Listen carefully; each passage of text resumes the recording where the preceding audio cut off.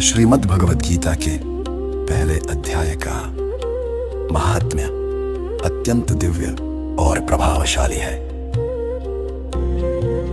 पद्म पुराण में वर्णित कथा के अनुसार एक तोते ने ऋषियों के बालकों से गीता के प्रथम अध्याय के श्लोक सुने। उन श्लोकों के प्रभाव से उस तोते का मन शुद्ध हो गया।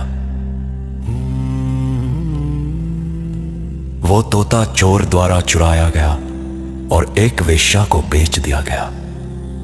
उस वेश्या ने भी तोते के मुख से गीता के श्लोक सुने और उसका अंतःकरण भी पवित्र हो गया। उसी पुण्य के प्रभाव से एक ब्राह्मण सुशर्मा, जो पूर्व जन्म में घोर पापी था, पाप मुक्त हुआ।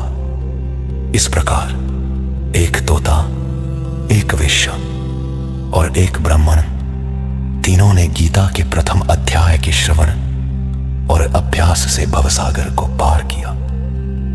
और सुनो, मैं गीता में अपनी स्थिति का वर्णन करता हूँ। 5 अध्याय मेरे 5 मुख हैं, 10 अध्याय मेरी 10 भुजाएं हैं, 1 अध्याय मेरा उदर है और 2 अध्याय मेरे चरण कमल हैं। इस प्रकार 18 अध्यायों वाली गीता मेरी वाड्मी ईश्वरीय मूर्ति है।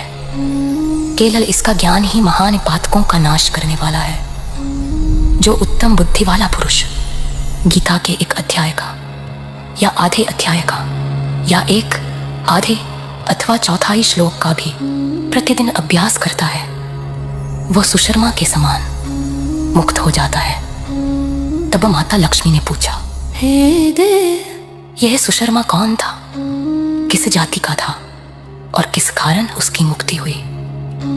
भगवान बोले, हे प्रिय, सुशर्मा अत्यंत खोटी बुद्धि वाला मनुष्य था। पापियों में वो शिरोमणि था। उसका जन्म ऐसे ब्राह्मण कुल में हुआ जो वैदिक ज्ञान से शून्य और क्रूर कर्मों में लिप्त था। वो न ध्यान करता था, न जप, न हवन, न अतिथियों का सत्कार। वो सदा विषय भोग में लीन रहता था। हल जोतता, पत्ते बेचकर जीविका चलाता। उसे मदिरा पीने का व्यसन था और वो मांस भी खाता था। एक दिन मूढ़ बुद्धि सुशर्मा पत्ते लाने हेतु एक ऋषि की वाटिका में घूम रहा था।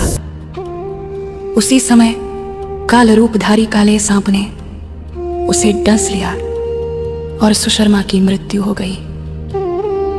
मृत्यु के पश्चात वो अनेक नरकों में गया, वहां की यातनाएं भोगी।